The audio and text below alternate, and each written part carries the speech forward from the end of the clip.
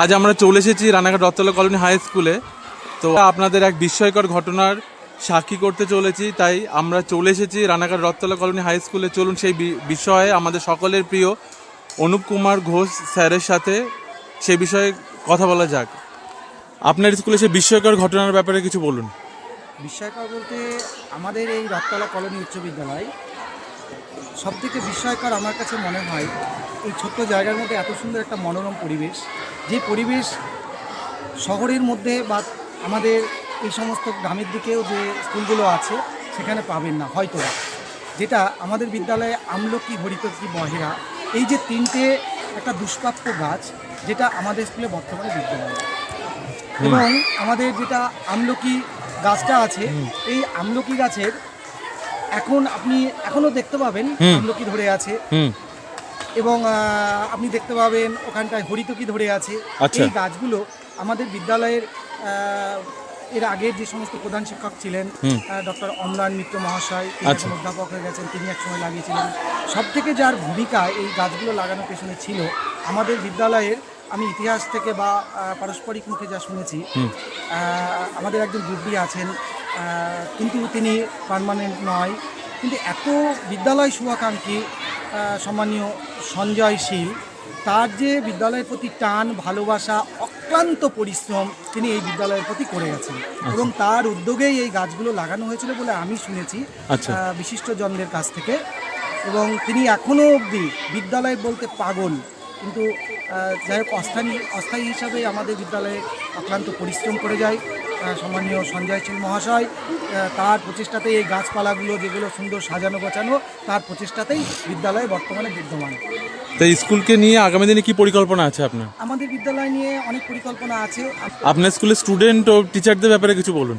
দেখুন, আমাদের স্কুলে, আমাদের ছোট স্কুল, কিন্তু আমাদের সকল স্টাফ, শুধু আমাদের বিদ্যালয় 5 থেকে 12 অবধি আছে মেন স্ট্রিম তাই নয়, আমাদের বিদ্যালয়ে ভোকেশনাল আছে, আমাদের বিদ্যালয়ে টেলারিং আছে, ইঞ্জিনিয়ার, টেকনোলজি, বিভিন্ন দিকে আমাদের এই ছোট্ট বিদ্যালয়ে অনেক শাখা আছে, রবীন্দ্রমুক্ত আছে।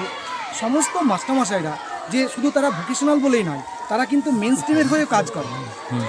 তাদেরকে যখন ডাকবো মেন স্ট্রিমের হয়েও তারা কাজ করে। প্রত্যেকটা ছাত্রছাত্রীর সঙ্গে অঙ্গাঙ্গিভাবে সমস্ত আমার বিদ্যালয়ের স্টাফেরা যুক্ত, এবং মাস্টারমশাইরা এত ছাত্রছাত্রী দরদি যে ধরুন কোনো মাস্টারমশাই এমনকি 4টের পরেও কোনো স্টুডেন্ট এসে বললো, সে হয়তো বাড়ি যাবে, স্যার আমাকে এটা একটু বুঝিয়ে দেবেন, সেই মাস্টারমশাই সাদর আগ্রহে সেই বাচ্চাকে গ্রহণ করে, হ্যাঁ এসো তোমাকে আমি বুঝিয়ে দিই। বিভিন্ন সাবজেক্টের এত সুন্দর করে পড়ানো হয়। এবং শুধু তাই নয়, হয়তো অন্যান্য স্কুলে আপনি ঘুরবেন জানতে পারবেন, আমাদের বিদ্যালয়ে মান্থলি ক্লাস টেস্ট আমাদের বিদ্যালয়ে চালু হয়েছে। প্রত্যেকটা মাসে মাসে আমাদের বিদ্যালয়ে পরীক্ষা হয়। মাস্টারমশাইরা সকলে মিলে, আমাদের সম্পাদক মহাশয়, সভাপতি মহাশয় বসে আমরা সিদ্ধান্ত নিয়েছি, এবং তার দারুণ রেজাল্ট। মাস্টারমশাইরা আনন্দে সহকারে ভীষণ পরিশ্রম করে চলেছে, যাতে এই বিদ্যালয় থেকে আগামী দিনে আরও ভালো রেজাল্ট করা যায়, এবং আশা করছি এই রেজাল্টে আমরা, এই উদ্যোগে আমরা সফলতা আমাদের আসবেই। আপনার স্কুলের সাথে অন্য স্কুলের তফাৎ কোথায়? দেখুন, তফাৎটা তো আমি বলতে পারবো না, আমরা আমাদের মতো চলি, আমরা আমাদের মতো গড়ি। তফাৎটা বিচার করবে সাধারণ মানুষ, তফাৎটা বিচার করবে ছাত্রছাত্রী, অভিভাবকগণ, এবং আপনাদের যে চতুর্থ স্তম্ভ মিডিয়া, তারা বিচার করবে।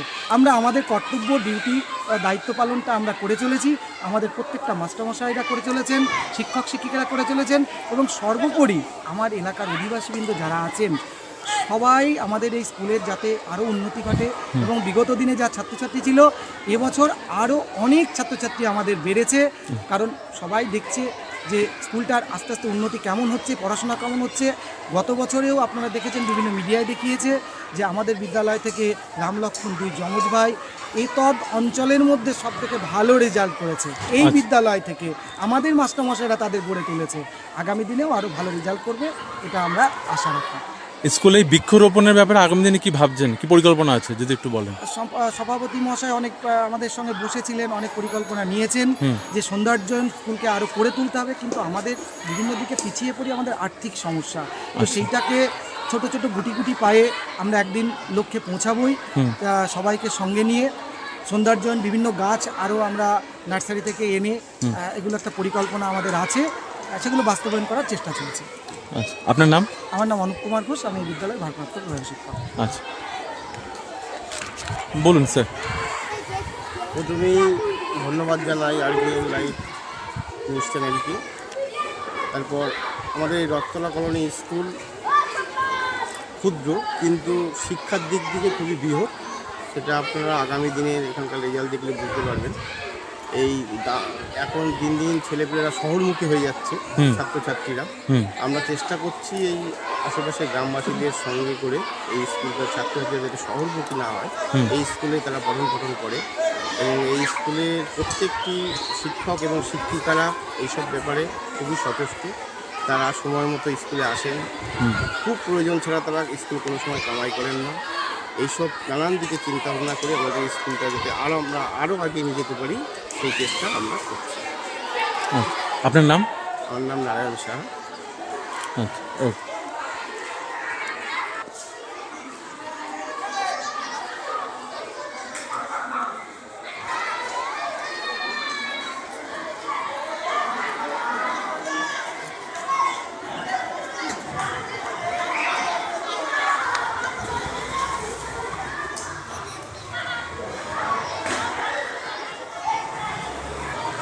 আপনারা এখন দেখছেন আরবিএন লাইভ 24 নিউজ চ্যানেল। আজ আমরা চলে এসেছিলাম রানাঘাট রথতলা কলোনি হাই স্কুলে।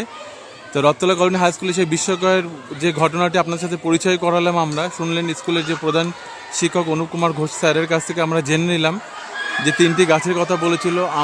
আমলকি বয়রাহুট থেকে দেখতেই পাচ্ছেন এই সেই 3টি গাছ, যেটা রানাঘাট শহর অঞ্চলের মধ্যে বা নদিয়ার মধ্যে আশা করি কোনো স্কুলে নেই। তো শুধুমাত্র এই রথতলা কলোনি হাই স্কুলেই আছে এই 3টি গাছ, এই বিস্ময়কর ঘটনা যেটা আপনাদেরকে বললাম আমরা।